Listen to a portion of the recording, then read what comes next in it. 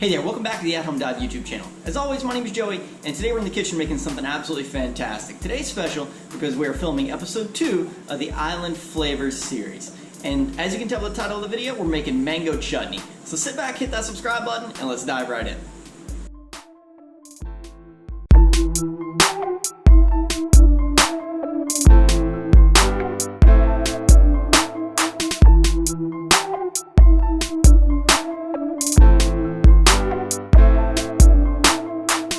On the counter we have a simple, fresh list of ingredients here, and we're going to start with 1 cup of just granulated white sugar. We're going to follow that with 1/3 cup of distilled white vinegar. You can use rice vinegar if you like, but the sharpness of this is going to really help us out. We've got 1/4 cup of raisins. We've got 2 small onions here. We're looking to get about 1/2 cup of onion out of that. And we've got 1 small red bell pepper. If you have a large bell pepper, you can just use half of it. We have 1 thumb of ginger here we're going to dice up, and we have 4 beautiful fresh local mangoes that were actually just picked this morning. So as you can see, they have the nice color. They're starting to soften up just a little bit, but not a whole lot. And that's how we know that they're going to be perfect for the chutney we're going to make today. So let's get started. So the first thing we're going to do to get going today is I have a small medium pot here, and I'm going to take the sugar and the vinegar and go ahead and place it straight into the pot. And I'm going to set that over to the side for now. That gives us a chance to peel and chop our ginger.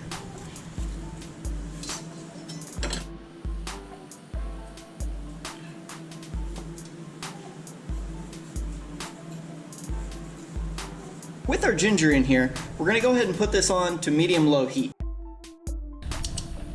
Medium-low heat's going to slowly melt and dissolve the sugar and start to soften up the ginger. Meanwhile, we're going to go through and chop the rest of our things.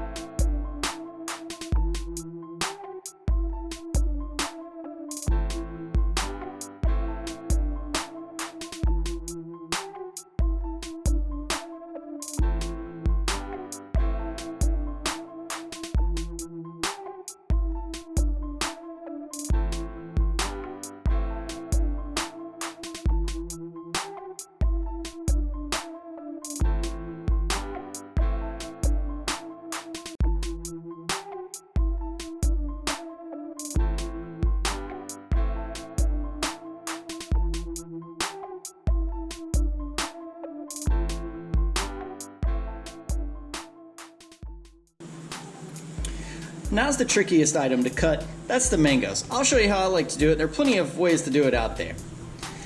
I cut the tip off where they hang from the tree, and that gives you a stationary place just to leave them by.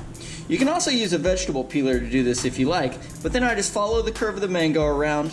Then I like to turn it over and just make sure that there's no pieces of peel left on the other side. And there you have it. There's your mango.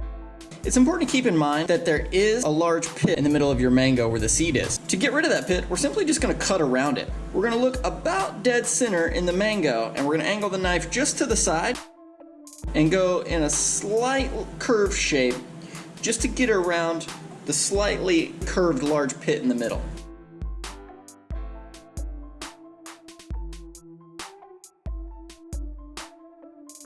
Then we're going to take the mangoes and simply dice them up. You can leave these kind of large if you want to. That way after they cook for a little while, they still have a little bit of texture to them. I did mention that you could use a vegetable peeler, and I simply have a Y peeler here. What we're going to do is you're going to start at the cut side this time as opposed to the other side. And you can just take the peeler, and I like to wiggle it back and forth a little bit if the mango's soft, and you can just pull it right down, take the peel right off.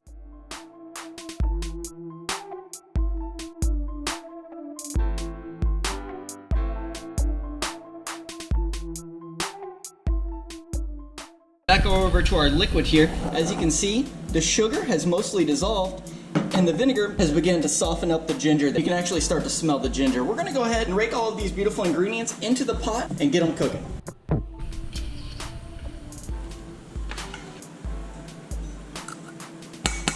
We're gonna go ahead and turn this beautiful mixture back on medium-low heat. Give it a good stir, and then we're gonna put the lid on it and let it sit here for about 30 minutes, and we'll come back and check on it. It's been about 10 minutes. We're gonna go ahead and remove the lid. We have a light simmer going here. We're just gonna continue that for the next 20 minutes. We're back, and now it has been a total of 30 minutes. And as you can see here, it's starting to get really syrupy and thick, and there's not much liquid left on its own. The mangoes are starting to break down and just become nice and flavorful throughout. I want this to be just a little bit thicker, so I am gonna give it just a little bit longer. I'm gonna check on it in about another 15 minutes. We are back, and as you can see here, the mango chutney has thickened up quite a bit more. You can see the nice raisins in here have rehydrated and swollen, so you know the flavor is getting in there well. You can see the red pepper makes it pretty throughout, and you can see the small pieces of ginger in there. Everything's cooked down nicely together, and it's nice and thick, and that lets us know that we are totally finished. If you'd like, you can cook this down even further depending on what you're going to do with it, but this is absolutely a fantastic chutney. It has all those vibrant, nice flavors. So we are ready to go. Well, that wraps us up on how to make mango chutney. Comment below and let me know how yours turn out. Thank you so much for watching. Be sure to subscribe if you liked the video. Have a great day.